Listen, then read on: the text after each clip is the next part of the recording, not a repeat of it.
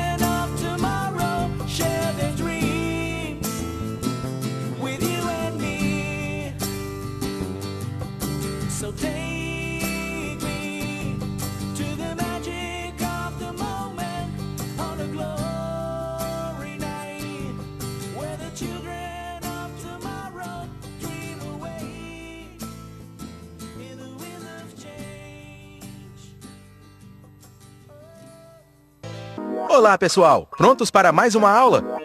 Essa aula será de linguagens, códigos e suas tecnologias. E vamos trabalhar a habilidade de identificar, em textos de diferentes gêneros, as marcas linguísticas que singularizam as variedades linguísticas sociais, regionais e de registro. Vamos também relacionar as variedades linguísticas às situações específicas de uso social. Boa aula! Bem-vindos a mais essa aula de linguagens e códigos. Hoje uma aula que vamos falar do nosso modo de falar. Olha que interessante, né? Uma aula de linguagens, uma aula de português, assim no modo mais popular, falando do modo mais popular. E nada mais interessante, nada mais gostoso do que pensar no modo como falamos, como variamos a forma de falar, como mudamos a nossa entonação, como mudamos o nosso discurso, se vamos falar com a nossa mãe, se vamos falar com o nosso amigo, se vamos falar no nosso trabalho, com o nosso professor. E desmembrando aqui essa habilidade, ou melhor, essas duas habilidades 25 e 26, que estão aí na sua ficha 21, que você já deve estar com ela aí nas suas mãos. Vamos aí desmembrar, né, desvendar essa habilidade e entender o que é isso. Identificar, né, você tem sempre esses comandos, né, esses comandos são muito importantes. Identificar em textos de diferentes gêneros, né? Então, quais são os gêneros que a gente pode encontrar? Quais são os tipos de textos que a gente pode encontrar? O texto poético, o texto narrativo, o texto dissertativo, a charge, a música, enfim, vários tipos de textos, textos de vários gêneros, nós vamos identificar, que é o comando, as marcas linguísticas.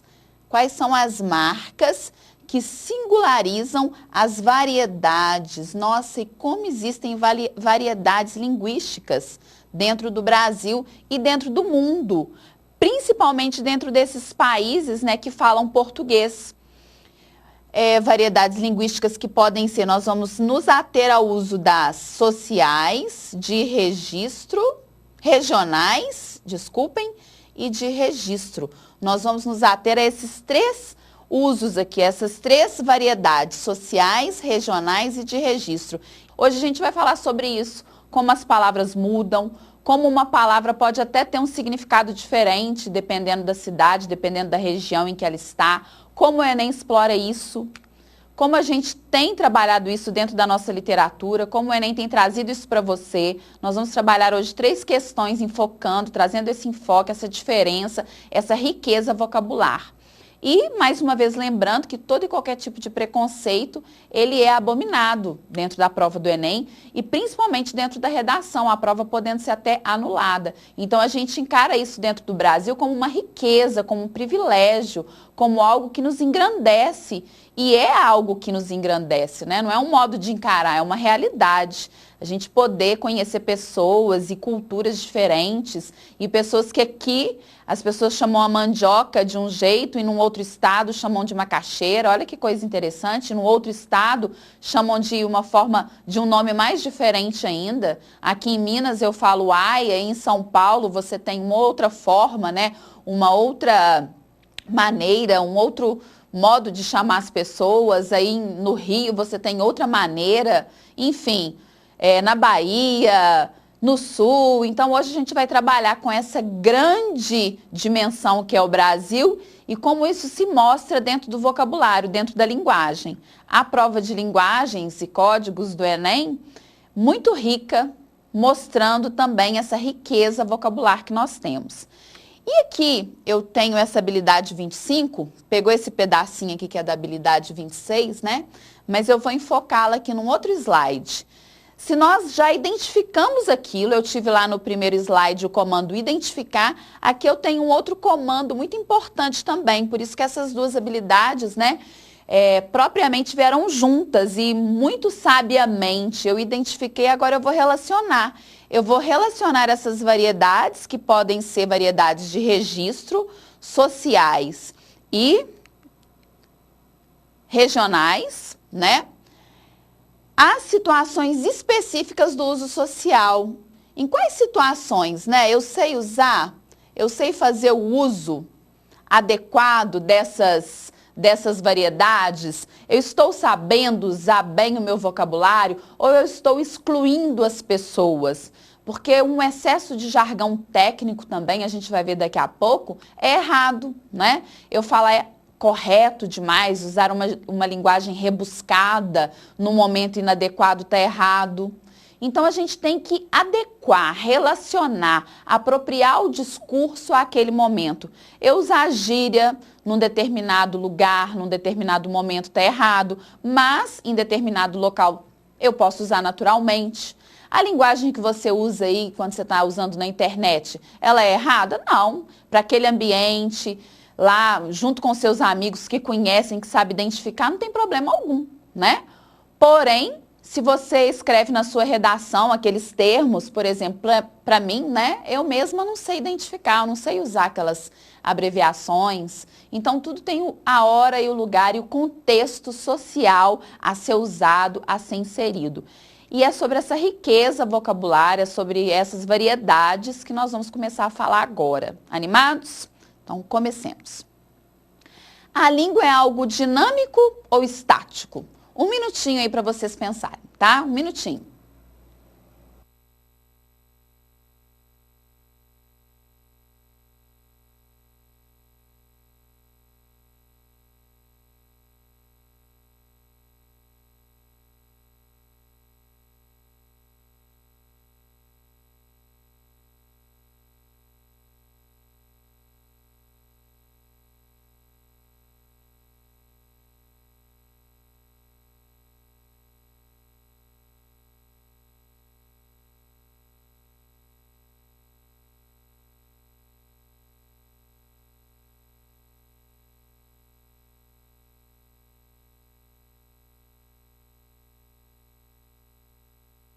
Então, pensaram? Tem a resposta? Sabemos que essa é uma disciplina, né, que nós estamos aqui tratando de um conteúdo de linguagens humanas, né, de ciências humanas, aliás. Então, todo mundo sempre pensa assim, nossa, português é tão diferente de matemática, na matemática é tudo exato, tudo certinho. A língua portuguesa está sempre em mutação, né? A linguagem, ela não é estática, ela é dinâmica. Então, ela nunca está pronta, ela nunca está acabada. A todo momento nós estamos recebendo palavras novas do estrangeiro, não é? Estamos adequando essas palavras. Ora, recebemos essas palavras da maneira como elas são. Ora, aportuguesamos quando é possível essas palavras e adequamos ao nosso vocabulário, tipo estresse, né? Que era do estresse. Aí usamos shopping, né? Usamos as palavras abajur no nosso vocabulário. Enfim, nós somos impregnados de várias influências e a nossa linguagem, ela é dinâmica. Ela vai sempre se enriquecendo e cada vez mais se tornando extensa. Ela é uma estrada e essa estrada não termina nunca. Então, para responder essa pergunta aí, eu tenho uma resposta de uma pessoa muito importante, que é a resposta do Celso Cunha. Está aí no material de vocês também podem acompanhar depois, né? Fazendo uma leitura mais apropriada depois, mas agora vocês vão acompanhar junto aqui comigo a resposta do Celso Cunha. Olha que legal. Nenhuma língua, nenhuma, permanece a mesma em todo o seu domínio. E ainda num só local. Apresenta um sem número, né, um número infinito de diferenciações.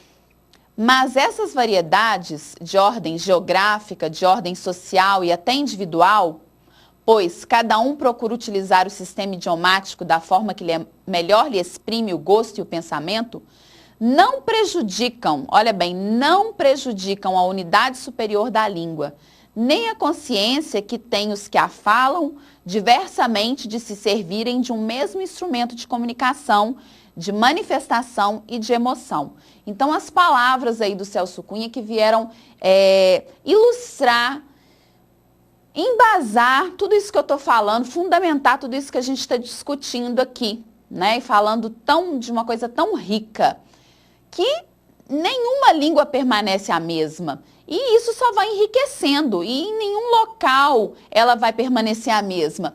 E que essa consciência que todos têm dessa diversidade de se servirem de um mesmo instrumento de comunicação, de manifestação e de emoção. Então, essa riqueza, né, essas variedades de ordem geográfica, social e individual. Então, essa variedade pode vir como, gente? Pode vir de acordo com a geografia, pode vir de acordo com a sociedade ou até mesmo algo individual. Eu posso inserir no meu vocabulário algo novo, né? Um chavão que, aliás, algo novo que daqui a pouco vai se tornar um chavão, porque para se tornar um clichê, um chavão, tem que se tornar repetitivo. Então eu insiro algo individual na minha linguagem e daqui a pouco todo mundo está falando e isso vai passando, e a linguagem, como eu disse para vocês, ela vai se expandindo, ela não é algo estático, né? Ela é algo dinâmico. Eu tenho uma amiga que criou um termo de expressão que significa assim, ela diz assim, vai catar coquinho na Lapônia, né? Como se tivesse jeito de catar coquinho na Lapônia, um lugar, né, muito longe e gelado. E ela criou essa expressão e usa essa expressão e todo mundo vai repetindo. Então, se você cria uma expressão, às vezes um ator numa novela também, uma novela aí de grande proporção, de grande audiência, ele fala alguma coisa interessante, todo mundo de repente não repete, não vira uma mania. Então é disso aqui que o Celso Cunha está falando.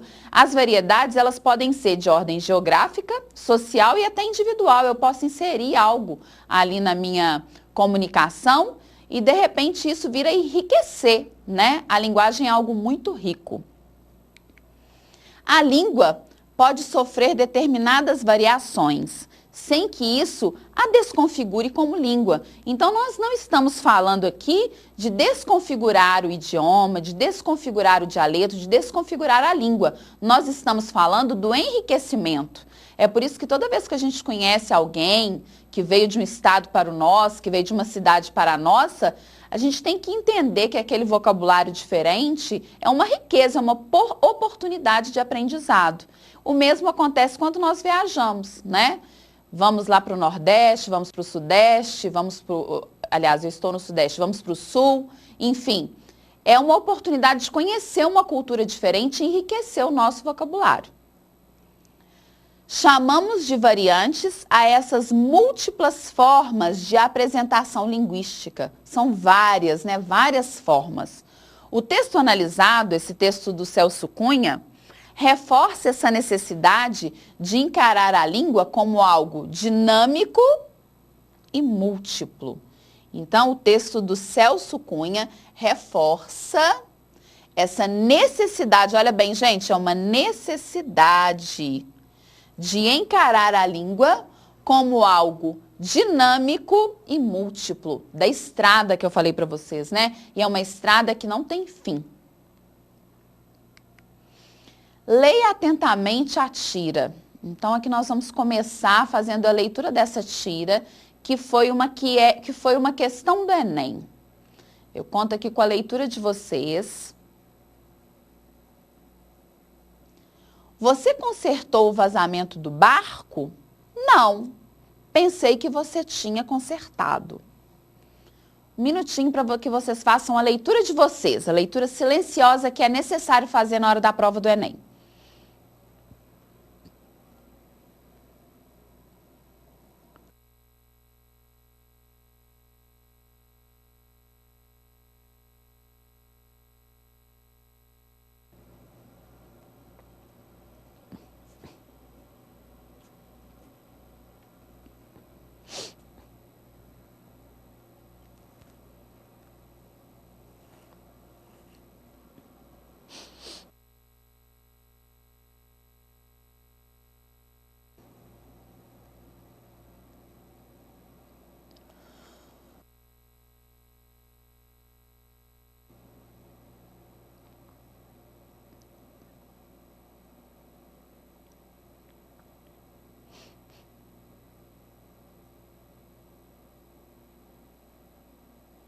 Muito bem. Fizeram a leitura? O que vocês perceberam aí de inusitado, de diferente, não é? Nessa tira. E eu quero também que vocês mandem para mim algo que eu pensei, que eu quero sugerir a vocês. Qual é essa diferença? Eu gosto muito de conhecer palavras novas, né? Expressões novas, que são diferentes em cada parte aí do Brasil, cada canto desse Brasil rico. Sempre que eu viajo, eu procuro conhecer as pessoas e vou anotando lá no meu caderninho as expressões diferentes. Então, eu quero que você me fale, mande para mim aí no seu estado, aí na sua cidade, o que de diferente vocês falam. Por exemplo, que aqui, em determinado estado, em cidade brasileira é falar de um jeito e aí é falar de outro, tá? Por exemplo, eu dei no início da aula o exemplo da mandioca, né? Aipim, macaxeira, mandioca. Tem daqui a pouco uma questão para a gente fazer sobre isso do Enem. Eu quero que você me dê exemplo esse tipo de exemplo, que você envie para mim, para a gente enriquecer hoje aqui o nosso vocabulário, para a gente mostrar para o Brasil todo o que é falado aí na sua cidade, aí no seu estado, aí na sua região, que a gente ainda não conhece ou que a gente não está sabendo. Eu sei que o Sul tem umas palavras inusitadas, né? Nós aqui no Sudeste também temos umas palavras inusitadas. O Nordeste, enfim, o Brasil todo tem palavras inusitadas. O Norte, já morei no Norte, gosto muito também da região Norte. Mandem pra gente as palavras diferentes que têm significados diferentes ou que têm pronúncia diferente. O que você achar aí de interessante, peculiar, manda pra gente. Quem sabe não vai estar até lá na prova do Enem, esperando por todos nós, né? Então vejamos, você consertou o vazamento do barco? Não. Pensei que você tinha consertado. A gente vê aqui, né, não sei se vocês perceberam, esse tinha, né?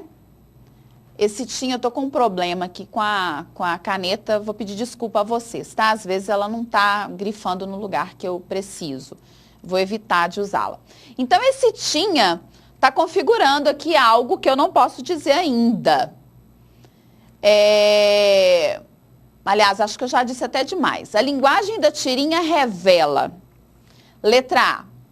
Uso de expressões linguísticas e vocabulários próprios de épocas antigas. Uso de expressões linguísticas inseridas no registro mais formal da língua. O caráter coloquial expresso pelo uso do tempo verbal no segundo quadrinho. D.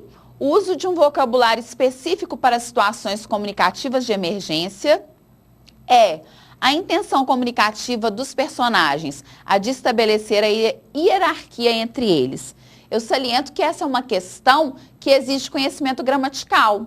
Então, para aqueles que falam, nossa, a prova do Enem não tem mais gramática, olha bem, tem gramática sim. Nós estamos aqui estudando uma habilidade de linguagens e códigos, que fala das variedades linguísticas e que explora a gramática, que explora teoria, conhecimento gramatical.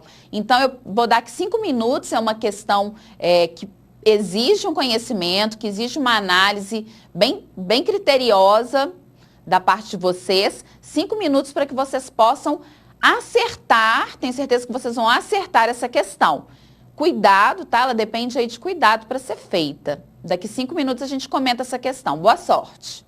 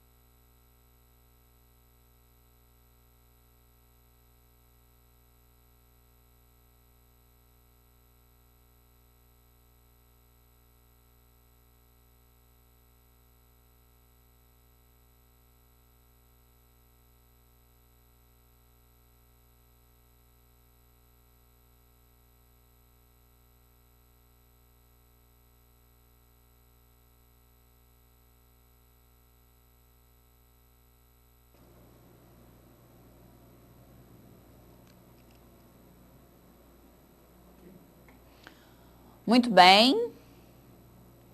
Alternativa que vocês marcaram, né? Uso de expressões linguísticas e vocabulário próprio de épocas antigas, incorreta. Uso de expressões linguísticas inseridas no registro mais formal da língua, não está no registro formal. O caráter coloquial expresso pelo uso do tempo verbal no segundo quadrinho. Essa deu uma dica, né, gente? Eu fui meio displicente, mostrei lá para vocês, né? Mas que bom que ajudou. Uso de um vocabulário específico para situações comunicativas de emergência. A intenção comunicativa dos personagens de estabelecer a hierarquia entre eles. Bom, então se a gente resumir, né, que essa é uma questão que teve um nível de dificuldade assim considerado mediano, visto que as pessoas têm uma dificuldade assim com o uso dos verbos, o estudo dos verbos, a gente poderia transmitir isso aqui, né, transferir isso aqui para uma palavra. Nos transmitiu a ideia de hierarquia? Não. Formalidade? Não. Época remota? Não. Situação de emergência?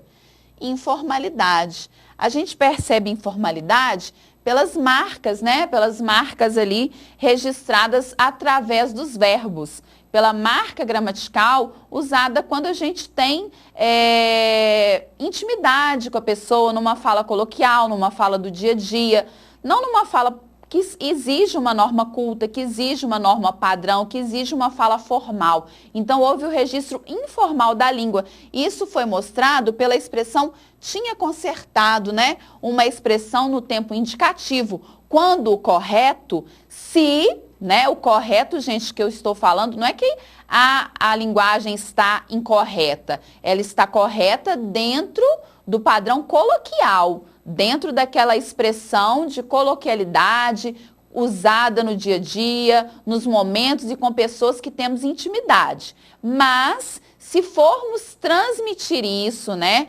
Transferir isso para situações formais, situações de uso padrão, de norma culta da língua, qual seria o correto? Não o uso do indicativo, tinha consertado, mas o uso do subjuntivo, que você tivesse consertado. Então, o uso do subjuntivo, né, seria ali a opção. Então, temos aqui agora uma imagem para que vocês possam fazer a leitura. Interessantes palavras as que inventamos. São sintaxe. Inventar agora vamos. Ficou legal, né? Então, releiam aí, façam a leitura de vocês.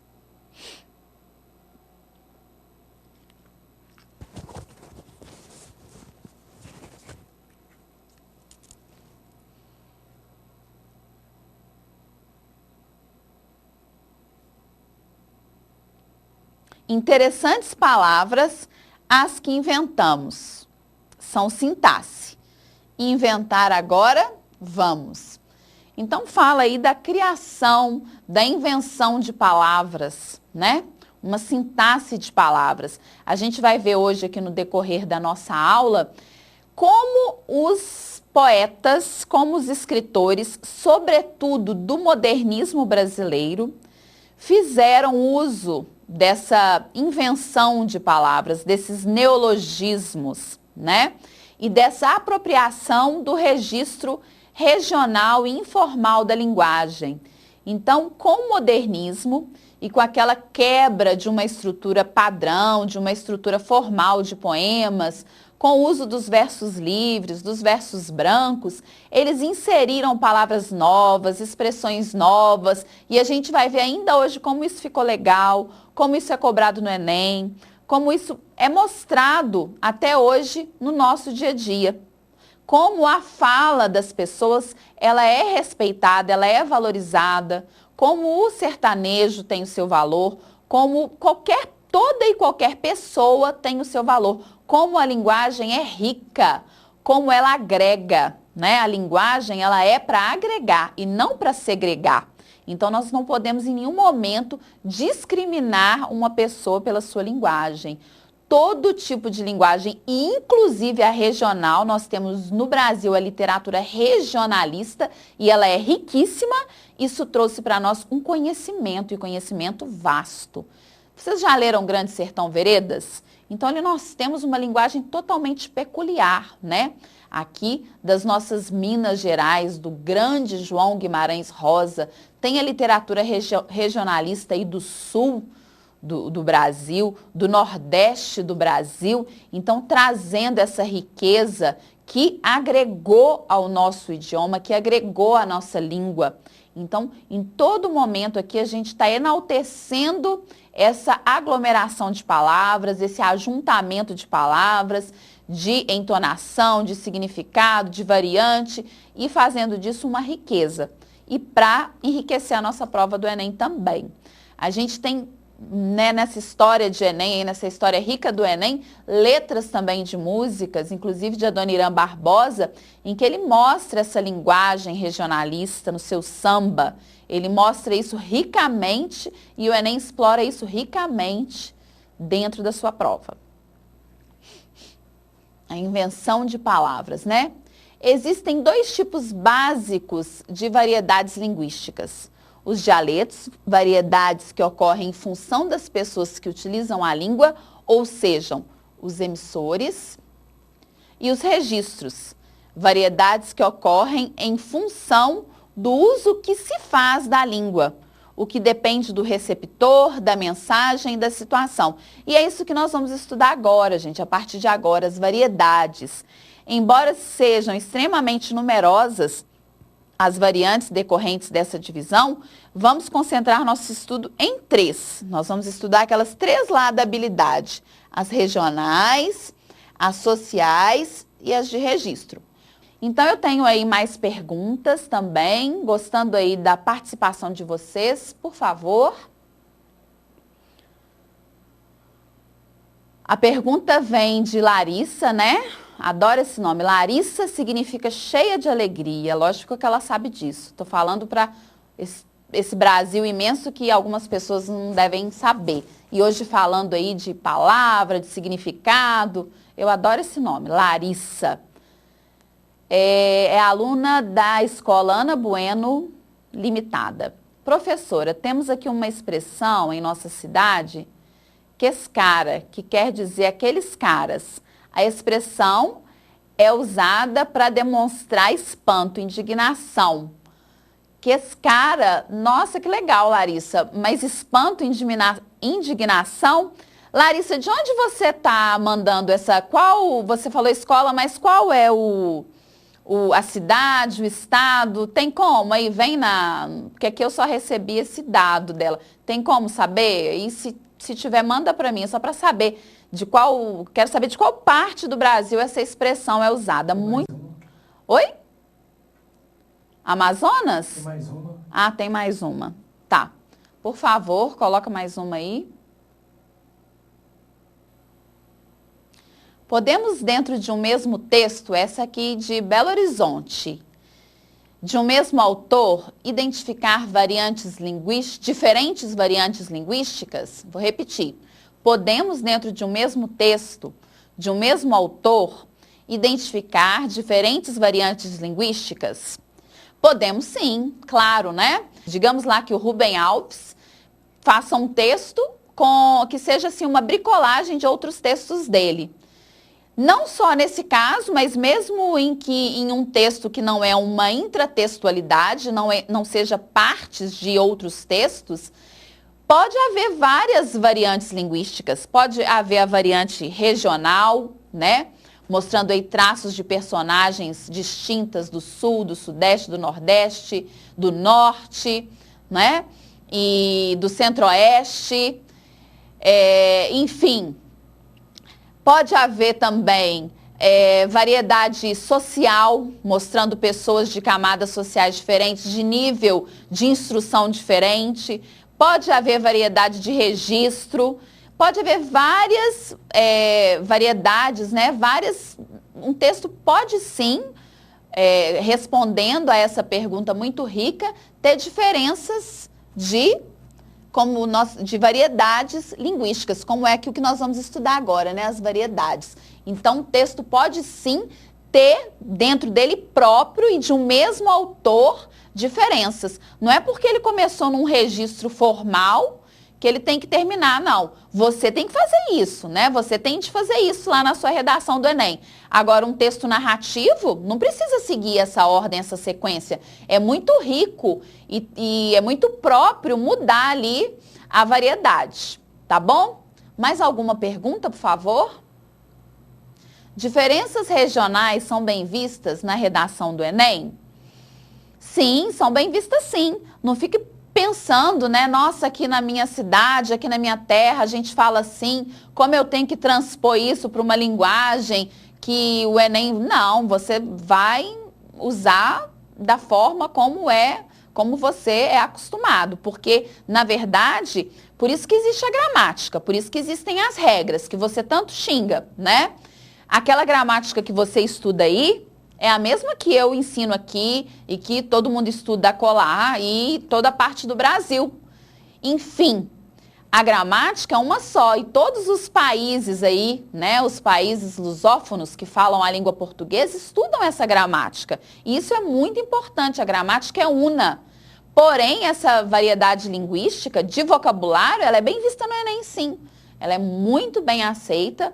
Você pode usá-la com toda certeza, tá bom? Você não pode cometer as incorreções, né, as coisas que infringam as normas gramaticais da norma culta mesmo, inseridas aí que você estudou, que você ainda está estudando, você que ainda está aí terminando seu ensino médio, isso não pode, porque o Enem pede a redação na norma culta. Mas a sua riqueza de vocabulário você tem que expressar, tá bom? Mais alguma, por favor? A falha na colocação pronominal acarreta grande perda de pontos no Enem? Bom, a falha na colocação pronominal, ela é um erro, né, que infringe a norma culta.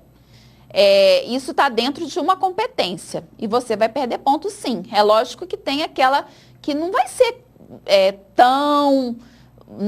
tem outras competências a serem analisadas, mas tem aquela falha de colocação pronominal gravíssima, né?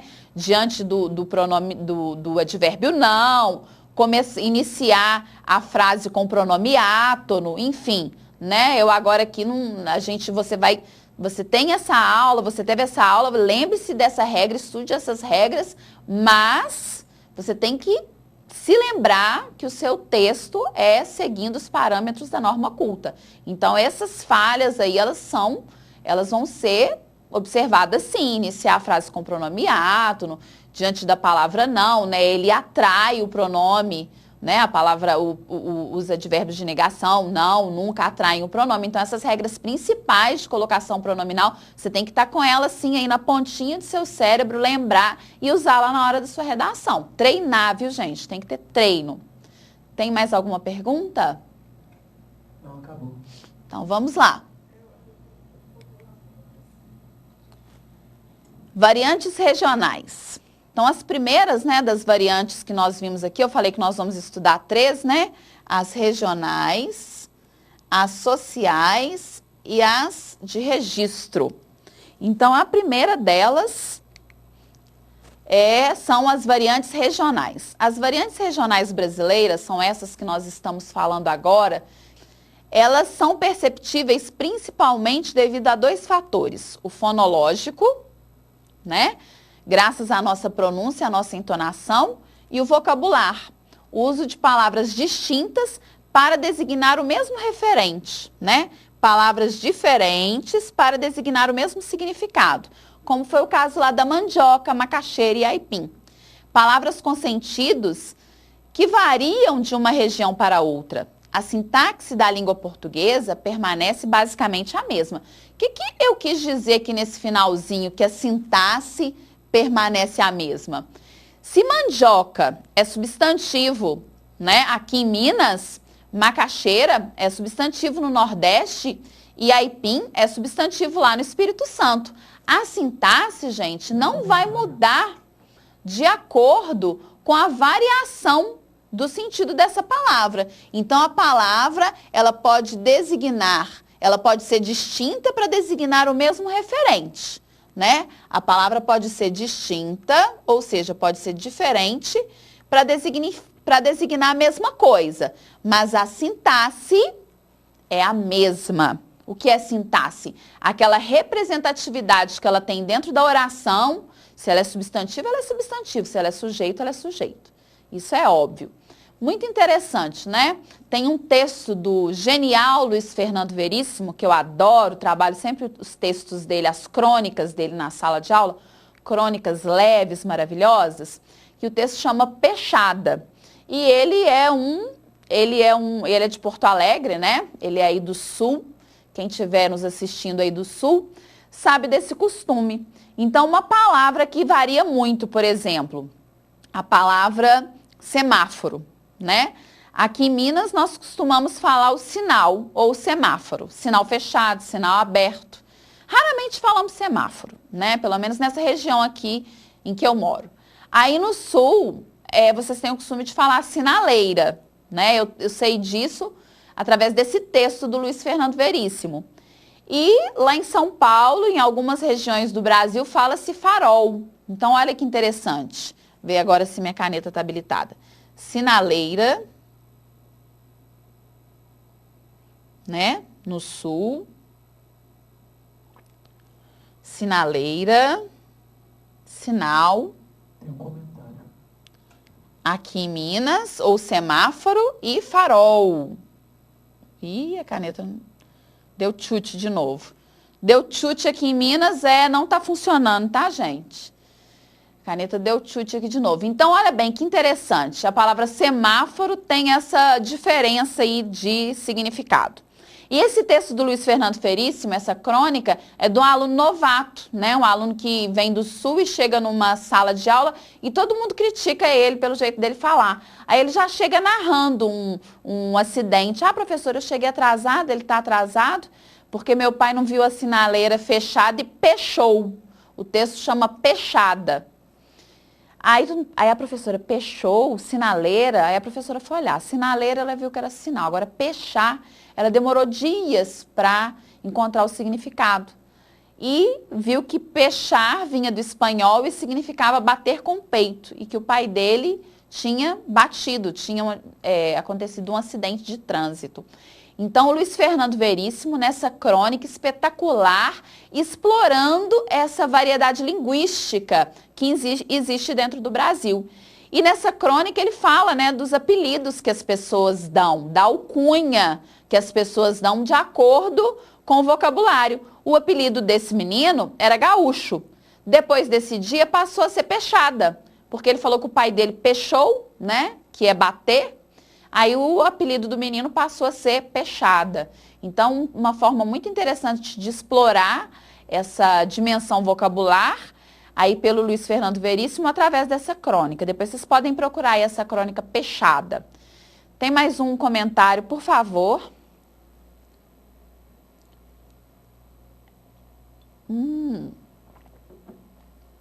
Obrigada, professora. É a Larissa. Somos de Cambuí, Sul de Minas. Ah, muito bem, adoro o Sul de Minas. Um beijo para vocês, viu, Larissa? Para você e sua turma aí. Obrigada pela participação. Vocês aí que usam essa expressão aqui, eu também sou mineira, não conheço, olha bem. Minas também é um estado enorme, né? Quescara, né, que ela falou. E o pior, não é, o mais interessante não é nem a expressão, mas o modo, né, como a situação em que eles usam, né, com indignação. Interessante. Mais alguma? Autor da pergunta. Uzumac Vitor, da Associação Educacional Jales Aeja. O termo que utilizamos muito na cidade de Jales, São Paulo, é bingueira. Nunca ouvi. Nó bingueira, que é como nos referimos às meninas.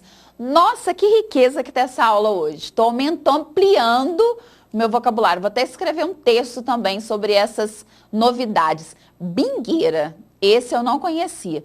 Eu conheço um termo muito interessante que é usado também na região centro-oeste, quando eu estava no Mato Grosso, Acho que foi no Mato Grosso, sim. Eu ouvi, não sei se foi no Mato Grosso, não lembro onde eu ouvi essa expressão, nem sei onde ela é usada não, tá, gente? Se eu estiver falando errado, vocês me corrijam. Porque, como eu disse para vocês, eu já morei em toda parte do Brasil, né? Já morei do Amapá, né? Até do Oiapoque até o Chuí. Então, a expressão calundu, vocês já ouviram a expressão calundu? Vou escrever aqui. Agora a caneta não deu chute. Vocês sabem o que significa calundu? Não, mandem para mim aí a resposta, não vou falar agora não, vão pensando. Aqui em Minas eu já vi uma outra, depois que eu ouvi essa expressão, eu já vi uma outra pessoa utilizando essa expressão. Mas ela não é muito comum aqui em Minas, não. E é interessante o significado dela, né? Vamos lá. Continuando aqui sobre a nossa riqueza vocabular. Um minutinho aí para vocês fazerem a leitura de vocês.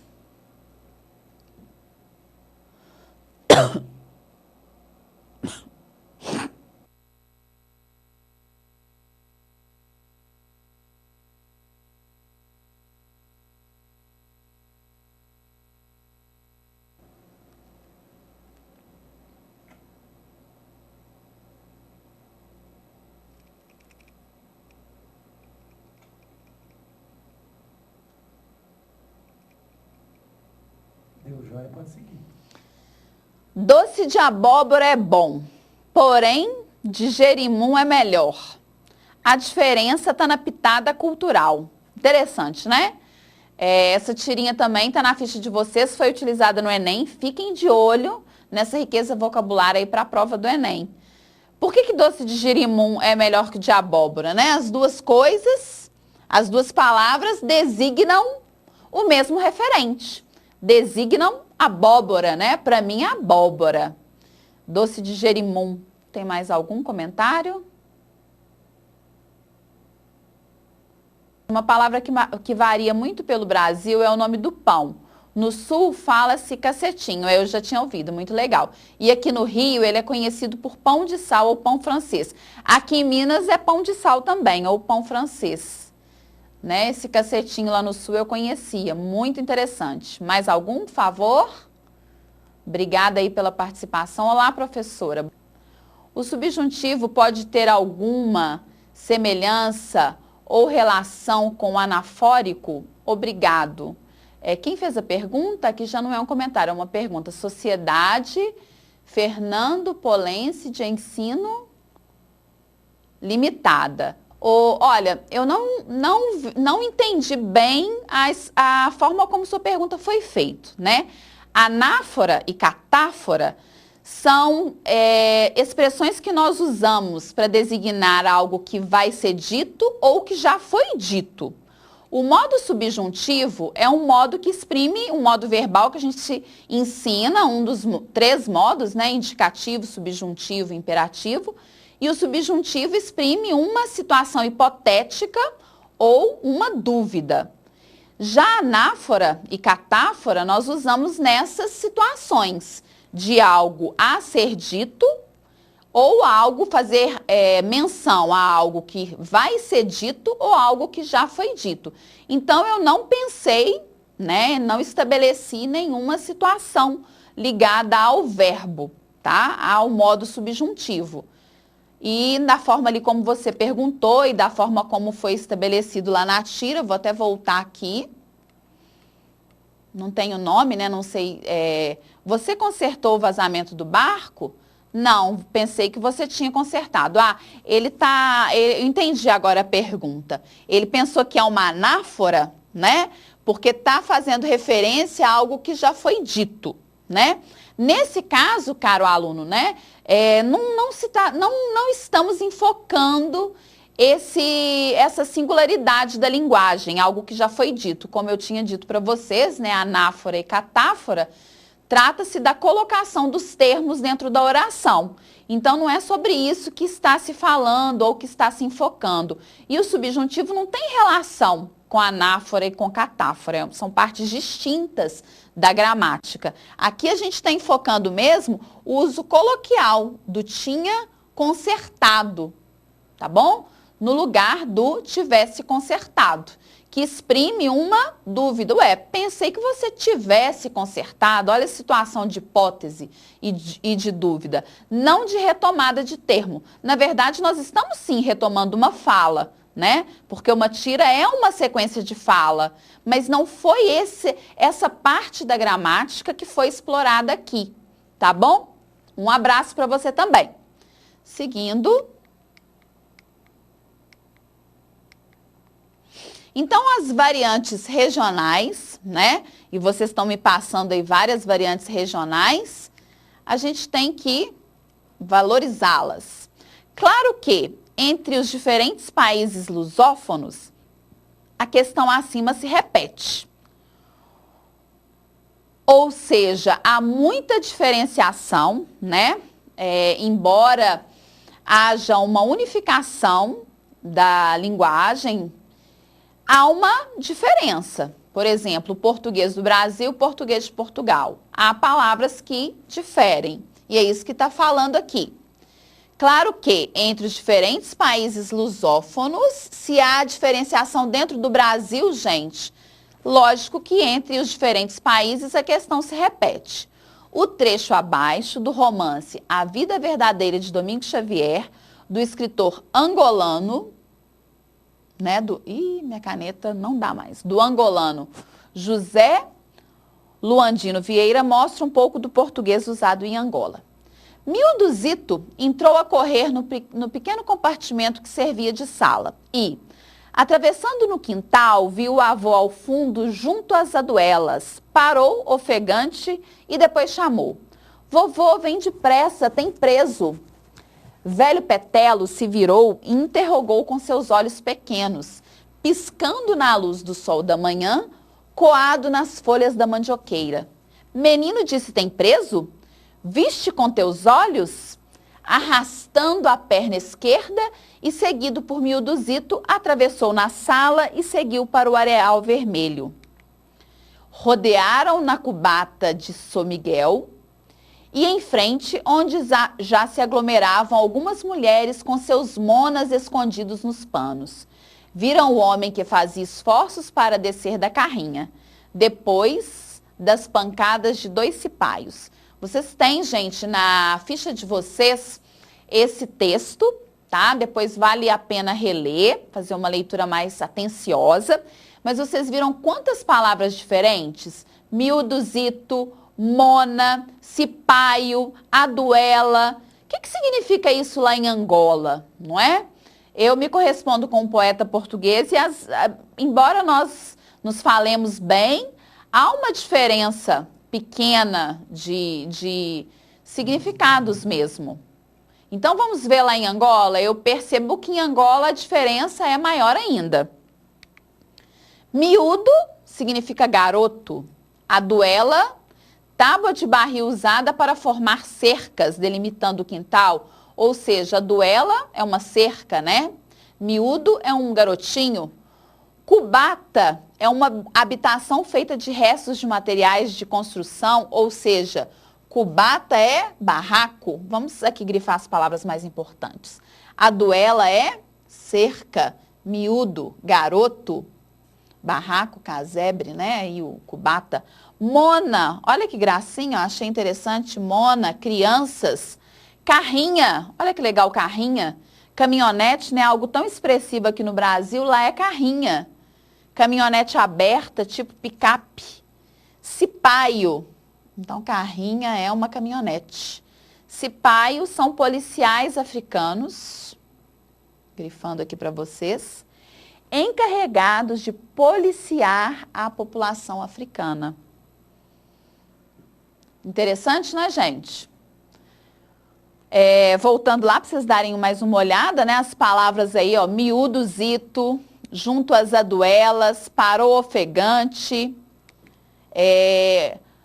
rodearam na cubata, monas, né? As mulheres com suas monas escondidas nos panos, com suas crianças. Quando a gente ia pensar, né, que monas eram crianças, lógico que pelo contexto dá para inserir, mas se fosse analisado ali separadamente, por isso que o contexto é tão importante. Mais pergunta, por favor? Aqui em Viçosa, Minas Gerais, Minas Gerais tá mandando bem hoje, né? É a Bruna, são Bruna e Ricardo, do Colégio Ângulo, de Viçosa. Adoro Viçosa. Falamos lespa. Nó, gente, tão diferente, né? Eu tô, assim, não estou muito longe de Viçosa. Eu não sei o que é lespa. Significa o quê? Volta aí pra mim, por favor. Eu não consigo. Tô fora. Lespa, tô fora. Nunca tinha ouvido. Gente, mas esse vocabulário mineiro é muito louco. Muito louco mesmo. Mais alguma? Calundu, criança cheia de birra, chorão. Muito interessante. Foi o Vanderlei, não, foi Kaique Duma, cidade de Vanderlei, Bahia. Muito bom, Kaique, é isso mesmo. Só que Calundu, né, que quando eu conheci, vi a pessoa empregando, ela nem estava falando de criança, ela estava falando do marido dela, que o marido estava emburrado, né? Aqui em Minas nós falamos emburrado, né, quando a pessoa está assim, sem motivo aparente, está de cara fechada, né, não quer dar papo, é o Calundu. Legal, gostei demais dessa palavra, né? Tá de Calundu, tá emburrado. Mais alguma? Aqui em Viçosa usamos também a Gisele. Catilanga, nossa, que significa baranga. Ótima aula, professora. Ai, que lindo, que bálsamo. Obrigada, gente. Eu também gosto muito de dar aula para vocês. Catilanga, gente, eu vou difundir isso aqui, hein? Vou pagar royalty para vocês.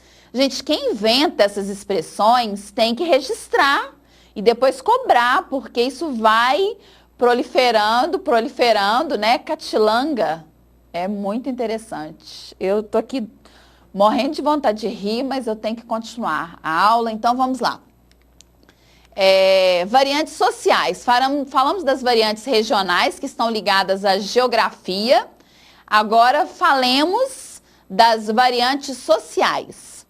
Essas variantes não seguem a gramática normativa, mas o contexto social de origem, sendo, portanto, determinadas pelo extrato social, pela idade e até pelo gênero do falante. Então, ó, elas vão seguir, né, o contexto social de origem. O que podem determiná-las, né, determiná-la? O extrato social, a idade e o gênero do falante. Os elementos de coloquialidade e os elementos da norma culta podem conviver no mesmo agrupamento social e convivem, desde que utilizados adequadamente em seus contextos comunicativos. Tudo depende do contexto, não é? No Brasil, entretanto, ainda impera certa tradição que chega a ridicularizar as variantes linguísticas das camadas sociais sem acesso à educação formal. Isso aqui é ridículo, né, gente? Ridicularizar as pessoas que não têm acesso a uma educação formal e constrangê-las, ser preconceituoso quanto ao uso, né, de formas mais rústicas de se comunicar, que são tão ricas e que engrandecem tanto o nosso vocabulário. Eu, como sou mineira e vou sempre para a roça, para sítio, para fazenda, tem meus primos que moram lá, eu adoro conversar com eles. E isso enriquece demais o meu vocabulário. E o Enem abomina esse tipo de preconceito, tá, gente? Ainda mais na prova de linguagem. Fiquem atentos, tá bom? E é interessante mostrar aqui também, gente, eu quero muito falar dessa variedade, porque você ridicularizar a pessoa que tem uma linguagem aquela pessoa que teve menos acesso à educação formal é errado, e você usar excesso de jargão técnico e científico também é errado. Por exemplo, se eu me comunicar com vocês aqui usando uma linguagem rebuscada, eu estou errada, né? Se eu falar, por exemplo, certa vez tinha uma professora que para os alunos irem ao banheiro, eles tinham que pedir assim: caríssima professora, deixe-me ir ao banheiro por obséquio? E tinha que se comunicar assim dentro da sala de aula. E o que isso criou entre a professora e os alunos? Um distanciamento, né? Todavia, se um médico vai conversar com o paciente, ele usa aqueles termos científicos para designar a patologia, enfim, a enfermidade. Isso está errado, porque o paciente não vai entender. Se você vai ler um texto na revista, Veja, na internet, e ele está borbulhando ali, né, está se saltando aos olhos os jargões técnicos e científicos, esse texto, ele não cumpriu o seu propósito, que é informar. Então, quando nós estamos estudando as variedades, aliás, as variantes sociais, elas têm de estar contextualizadas, elas têm de estar inseridas. Eu, no momento que estou falando com os alunos, não vou ficar falando errado, lógico, mas vou usar uma linguagem coloquial, apropriada para uma sala de aula, para um público adolescente, não é verdade? Vou apropriar ali a esse contexto. No momento, lógico que respeitando as regras gramaticais o máximo que eu puder. No momento em que eu tiver que adequar a minha linguagem a um padrão mais formal, enfim, culto, eu tenho que saber fazer isso. Por isso, você precisa aprender e dominar as regras gramaticais, para você ter essa flexibilidade, para você saber conversar com todo mundo e saber, antes de tudo, respeitar e enriquecer o seu vocabulário, agregar palavras, né? Agregar pessoas e não segregar. As variantes de registro. No nosso cotidiano, entramos em contato com diferentes pessoas em diferentes situações sociais. Para potencializar sua capacidade comunicativa, o usuário da língua deve estar atento ao grau de formalismo que utilizará na sua construção linguística. Isso vai fazer com que sejam pensados com mais cuidado o vocabulário e a sintaxe a serem utilizados. Meu camarada, quero te pedir um grande favor, registro informal. Venho solicitar a Vossa Senhoria o obséquio de me conceder um favor. Então, as duas maneiras aqui de pronunciar, né, de dizer a mesma coisa, no registro informal e formal. Então, as variantes de registro, elas entram em contato com as diferentes pessoas em diferentes situações sociais. E para potencializar sua capacidade comunicativa, o usuário da língua deve estar atento ao grau de formalismo que utilizará na sua construção. Então, você deve observar que ela tem esse duo, né? As variantes de registro, elas se subdividem em formal e informal. E você tem que saber o momento certo de usar e de adequá-la. E é isso que o Enem tem pedido e tem cobrado. Vamos ver? Analise ainda este texto de Oswald de Andrade. Então, o Oswaldo, né, como ele gostava de ser chamado, porque ele abominava os estrangeirismos, eles estavam ali em pleno modernismo, abominando toda a cultura estrangeira, eles valorizavam muito a fala do povo, a língua gostosa do povo, a língua errada do povo, como tão bem disse o Manuel Bandeira. Então, nós vamos começar agora, nesse momento da aula, a ver essa parte da nossa língua portuguesa, quando se houve essa abertura para a fala do povo, a língua do povo. Mais perguntas? Pode me mandar, por favor.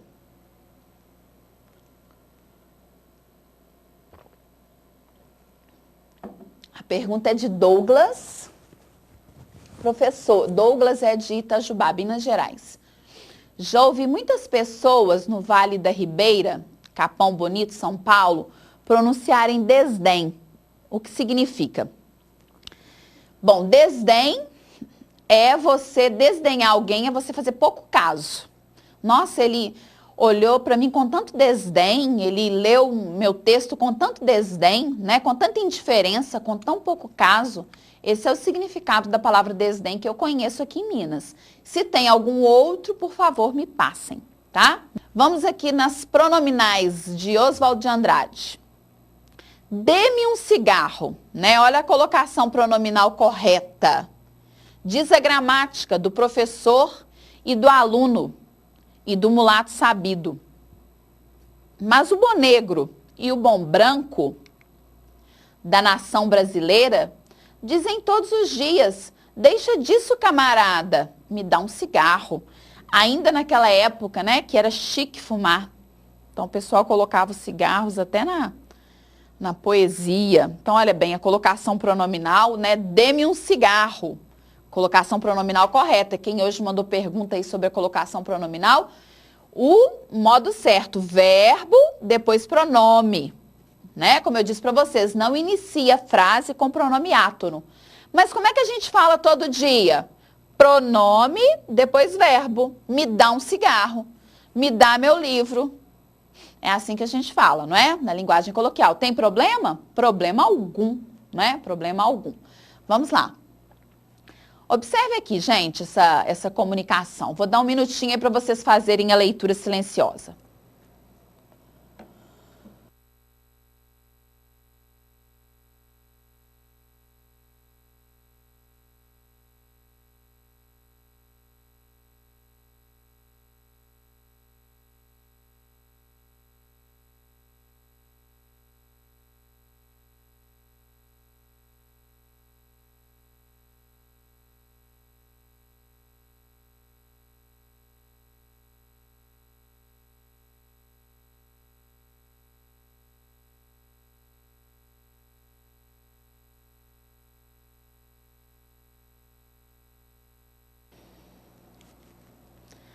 Gerente.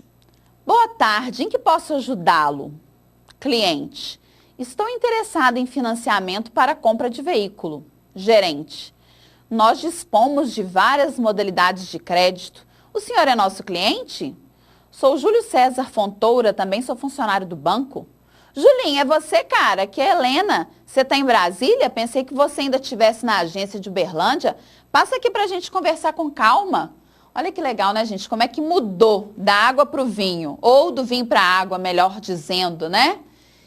Era uma conversa formal do gerente com um possível cliente, que queria ali saber das modalidades de crédito.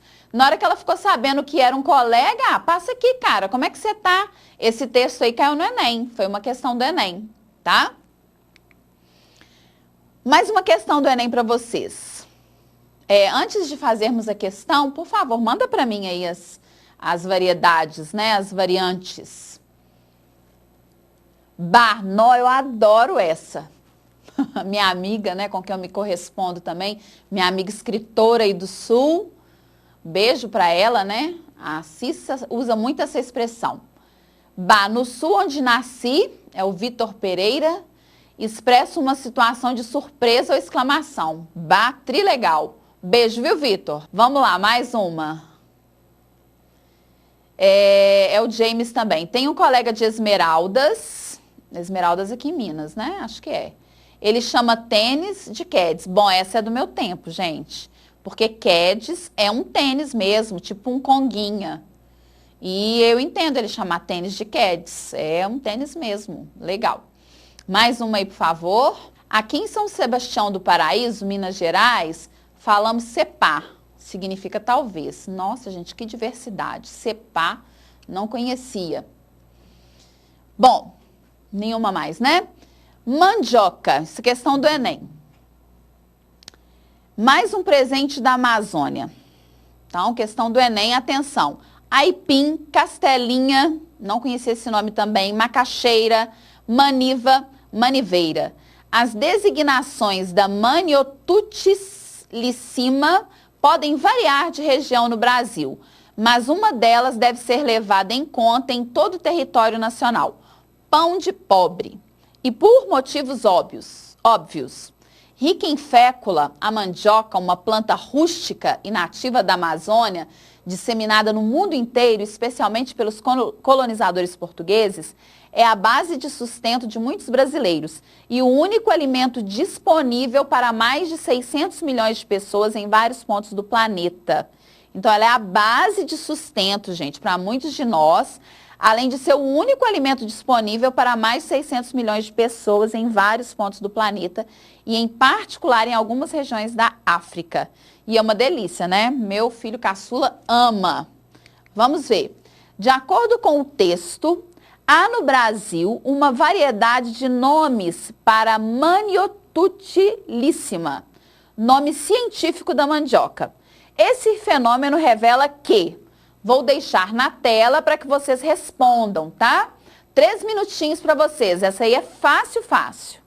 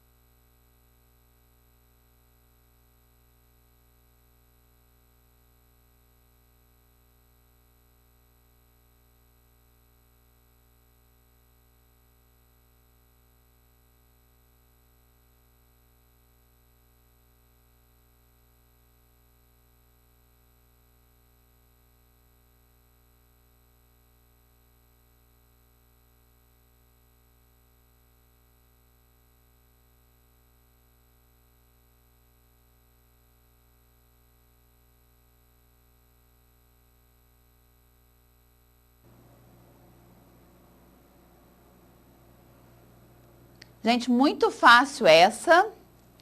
Tenho certeza que todos acertaram, né? A letra A. Existem variedades regionais para nomear uma mesma espécie de planta. Mandioca é um nome específico para a espécie existente na região amazônica. Tá errado, né? Pão de pobre é designação específica para a planta da região amazônica. Os nomes designam espécies diferentes da planta, conforme a região. A planta é nomeada conforme as particularidades que apresentam. Então, essa é uma questão aí de uma profundidade aí bem rasa, né? Uma questão mais fácil, eu creio que vocês acertaram. Parabéns. Então, vamos lá, gente. A oralidade também merece destaque. O discurso falado também apresenta características próprias, inclusive no campo da sintaxe, já que nessa modalidade incorporam-se hesitações, mudança de raciocínio e truncamento de palavras. Veja o poema seguinte, também de Oswald de Andrade. Vício na fala. Olha que legal. Para dizerem milho, dizem mio. Para dizerem melhor, dizem mió. Para dizerem para pior, pior. Para telha, teia. Para telhado, dizem telhado e vão fazendo telhados. Então, é a marca de oralidade, não falei para vocês, que os poetas modernistas, eles revolucionaram os poemas, trazendo o que até então era considerado transgressão vocabular, né? E, a partir de então, foi considerado o quê? Riqueza. Então, eles trouxeram essas riquezas aí e eles foram, assim, mesmo de vanguarda, foram precursores dessa ideia, desse pensamento. Não foi fácil, como eu disse para vocês, todo mundo que traz uma ideia, que traz uma escola, um pensamento, no início sofre, eles sofreram, né, lá na Semana de Arte Moderna. Lembra que eu falei para vocês que receberam lá tomate na cabeça, vaia, mas veio para ficar. Essa presença aí forte desse vocabulário brasileiro aí. Falando ainda de oralidade, Buda não escreveu nenhuma palavra. Os discípulos de Buda registraram seus sermões em dezenas de sutras e o budismo foi fundado. Achei muito inteligente isso aqui, vocês têm na ficha de vocês, tá? Sócrates não escreveu nenhum livro, mas Platão, né, que era seu discípulo, divulgou as palavras de Sócrates em vários diálogos e praticamente fundou a filosofia ocidental. Cristo não escreveu nenhuma frase. Os apóstolos escreveram os evangelhos e várias cartas. E surgiu o cristianismo. Então, o que a gente infere disso aí? Que nem sempre escrever é o mais importante, é somente importante. O discurso oral, né? A fala oral também é importante. Por isso a gente tem que ter cuidado aí com o que a gente fala, não é verdade? Algumas características do discurso oral. Acompanhem aí, por favor. Os marcadores de hesitação. A, né? E são marcados aí também pelo alongamento de vogais. Os marcadores fáticos para busca ou manifestações de apoio. Lembram quando vocês estudaram lá a linguagem fática, nas funções de linguagem? Aquela que a gente usa alô, né? Quando a gente está usando o telefone. Geralmente aqui, quando eu estou dando aula para vocês, o pessoal lá de dentro faz comigo o teste. Tá me ouvindo? Alô? Isso é linguagem fática, né? Eles devem ter estudado isso também lá na faculdade que eles fizeram. A gente está testando o canal. E pode ser o canal telefônico, enfim, eu estou testando também o canal aqui com vocês estão participando da minha aula, estou vendo que o canal está funcionando muito bem. Né, certo, entende, sei, ou certo ficou duas vezes. Lógico, assim, os modalizadores que atenuam a atitude do falante. Bom, eu acho que, sei lá, assim, então, atenuar, né, diminuir, são os modalizadores. Os marcadores de retificação, quer dizer, quando a gente vai consertar, né, vai retificar. E as repetições vocabulares e fragmentações sintáticas. Bom, tem mais algum comentário, alguma pergunta? Nossa, de Mato Grosso, o Brasil inteiro participando, né? Estou muito feliz. Instituto Presbiteriano de Educação Simonton.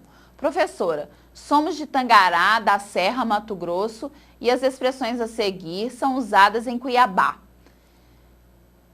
De japa, grátis, o que vem a mais. Legal, de japa. Como é que deve falar? De japa.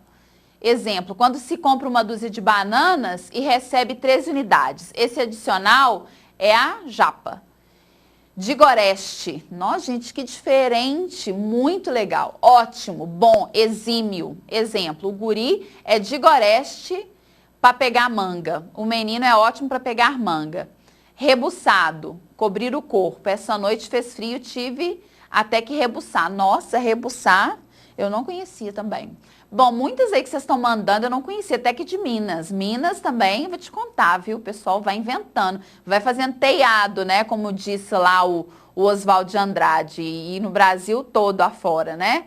Muito bom, tô gostando de ver a participação, nota 10 para vocês, viu? Os professores que estiverem acompanhando esses alunos vão dar uma notinha de participação para eles.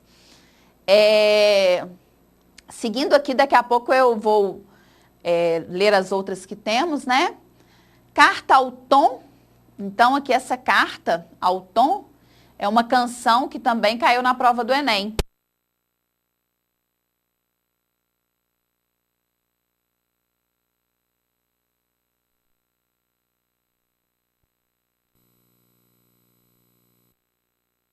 Para vocês apreciarem.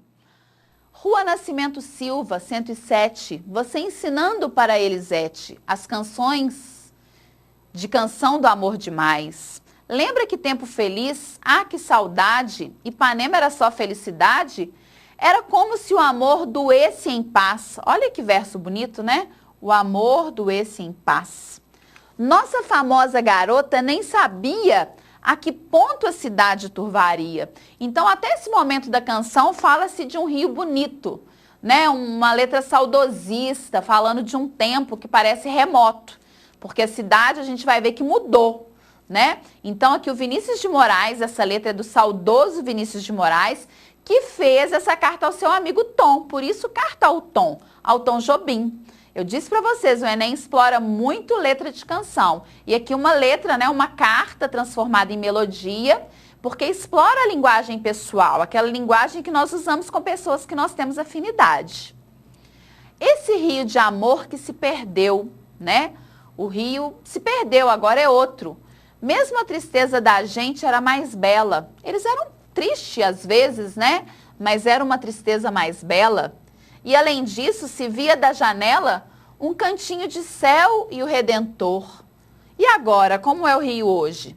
Meu amigo, só resta uma certeza. É preciso acabar com essa tristeza. É preciso inventar um novo amor.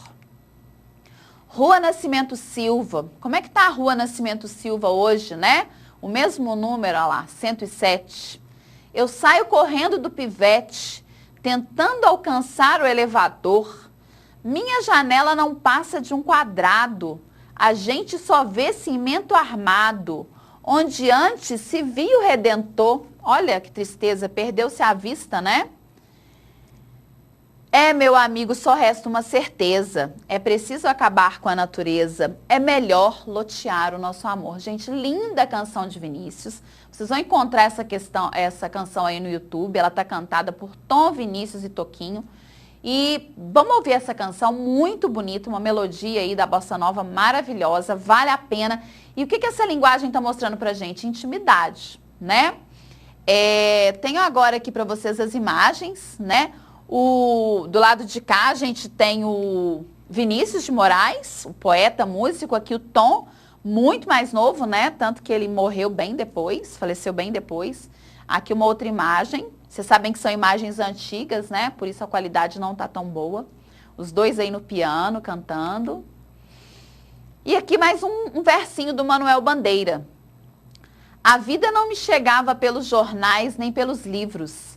Vinha da boca do povo, na língua errada do povo, língua certa do povo. Olha que legal, né? A vida não chegava para o Manuel Bandeira, meu poeta inspiração, que é o Manuel Bandeira, não era pelos jornais nem pelos livros, mas pela língua do povo. Porque é ele que fala gostoso o português do Brasil, igual vocês estão falando aí para mim. Ao passo que nós o que fazemos é macaquear a sintaxe lusíada. O que nós fazemos é macaquear a sintaxe lusíada. Última questão aqui de hoje. Vamos fazer aí. Posso falar com o senhor um minutinho? Né? A menininha, vocês têm essa questão na ficha também, tá? Porque a qualidade realmente não está muito boa, mas foi o que nós conseguimos aí. Claro, ele responde. Meu nome é Emma e moro no fim da rua. Sei que os adultos têm muitas coisas na cabeça e geralmente não notam as crianças. Olha a capacidade de persuasão dela, né? Sei que os adultos têm muita coisa na cabeça e geralmente não notam as crianças. Mas seu filho Hamlet e eu brincamos juntos há alguns meses.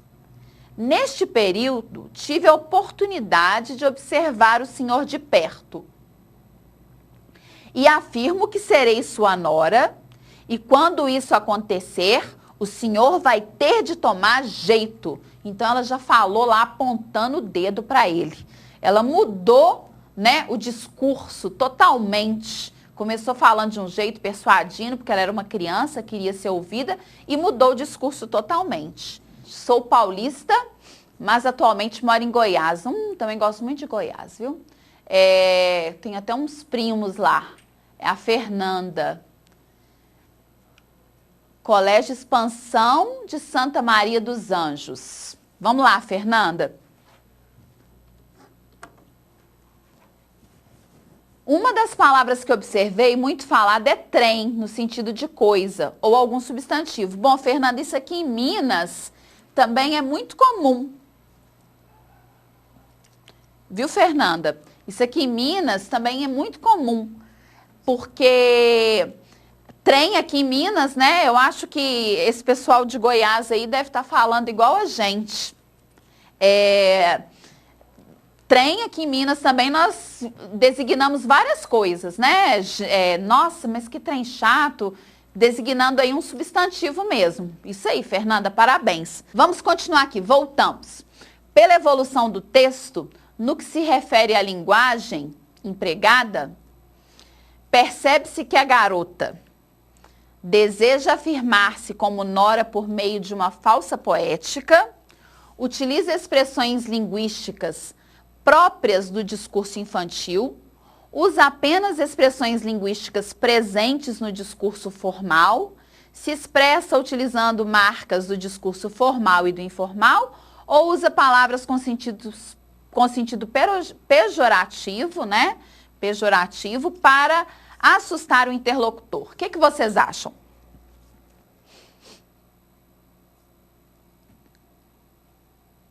Ela se expressa utilizando marcas do discurso formal e informal. Como eu mostrei para vocês, ela inicia falando, né, de um modo formal, se apresentando, pedindo ali atenção, e depois começa ali, né, o senhor vai ter de tomar jeito, dando ordem ali para ele.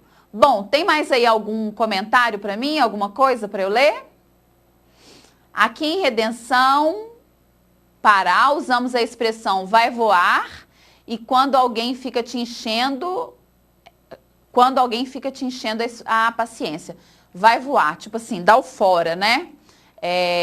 Eu lembrei, né, gente, o Rio Amazonas. Então, quando eu morei aí bem pertinho, né, já nadei no Rio Amazonas, uma delícia, gostosa demais essa região, quente demais. Aqui em Minas também tem região que é quente, né? Eu moro na parte mais fria. Bom, vai voar, entendi. Mais alguma aí, por favor? Aqui em São João da Boa Vista, cabaço na nossa região é virgem. Legal. Mais alguma?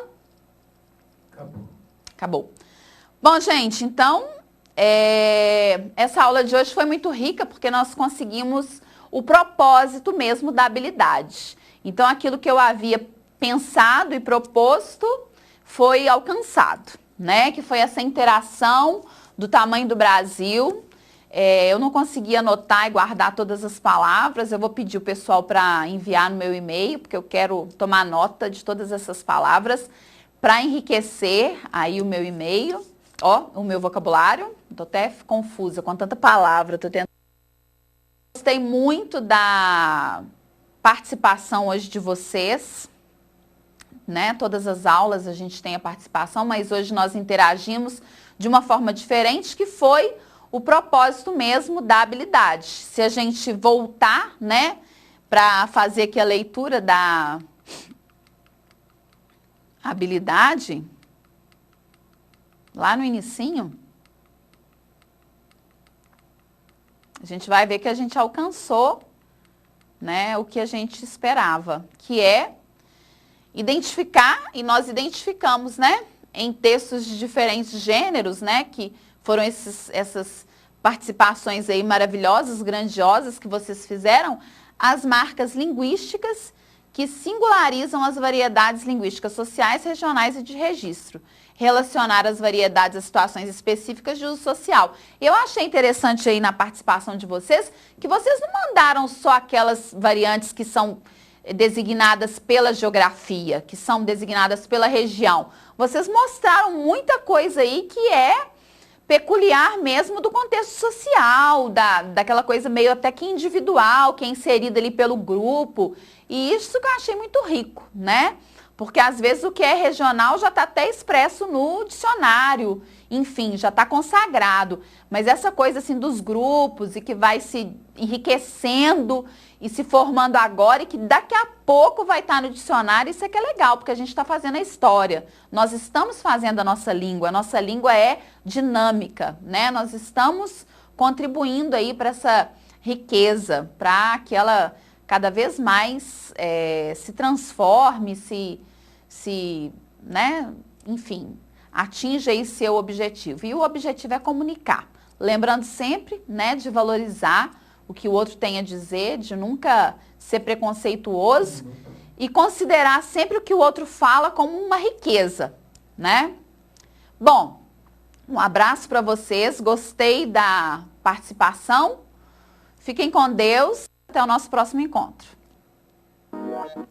Para desenvolver melhor essas habilidades, consulte a ficha de estudo número 21. Bom estudo e até a próxima aula!